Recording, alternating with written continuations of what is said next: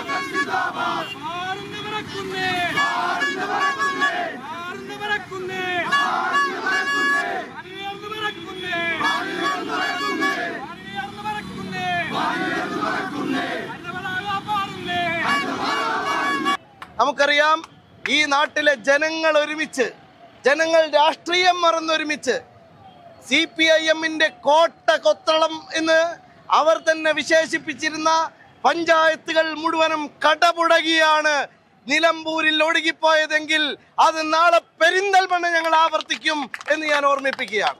നമുക്കൊരു ലക്ഷ്യമുണ്ട് പ്രിയപ്പെട്ടവരെ.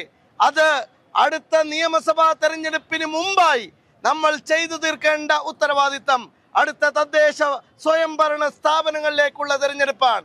ഞാൻ ഉറപ്പിച്ചു പറയുന്നു, UDF-ന്റെ കരുത്തുറ്റ പ്രവർത്തകരെ സാക്ഷിയാക്കി പറയുന്നു, നിലമ്പൂരിൽ നമ്മൾ ജയിച്ചിട്ടുണ്ടെങ്കിൽ പെരിന്തൽമണ്ണയിലെ 6 പഞ്ചായത്തും മുനിസിപ്പാലിറ്റിയും UDF-നുള്ളതായിരിക്കും. അതിശക്തമായ പ്രവർത്തനത്തിന് നാം രംഗത്തിറങ്ങണം.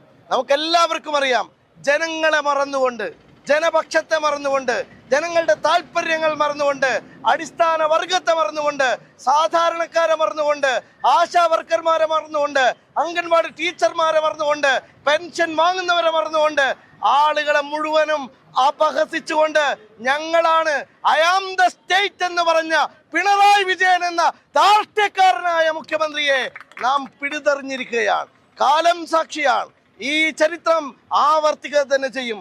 2026-ൽ നാം കൊടുക്കാൻ പോകുന്ന തിരിച്ചടി താങ്ങാനുള്ള കരുത്ത് LDF-ന് ഉണ്ടാകില്ല. പിണറായിയെ ഒരു ഇരുമ്പ് മറയാക്കി കേരളത്തിൽ കൊണ്ടു നടക്കുന്ന ആ ദുർഭരണത്തിന്റെ ആ കോട്ട കൊത്തളങ്ങളിലേക്ക് വീണ ബാലിസ്റ്റിക് മിസൈലാണ് നിലമ്പൂർ തെരഞ്ഞെടുപ്പ് എന്നാണ് നമുക്ക് പറയാനുള്ളത്.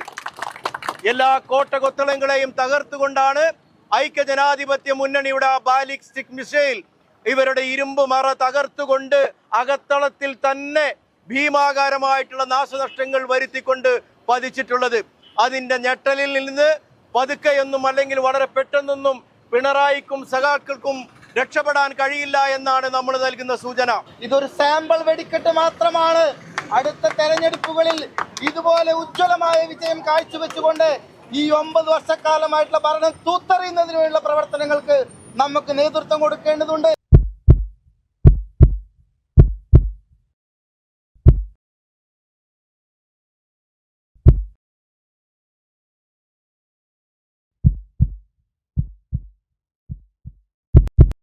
ജീവന്റെ തുടിപ്പ് നിലനിർത്തും സുരക്ഷിത കരങ്ങളിലൂടെ BKCC heart hospital, Manathumangalam, Ooty road, Perinthalmanna.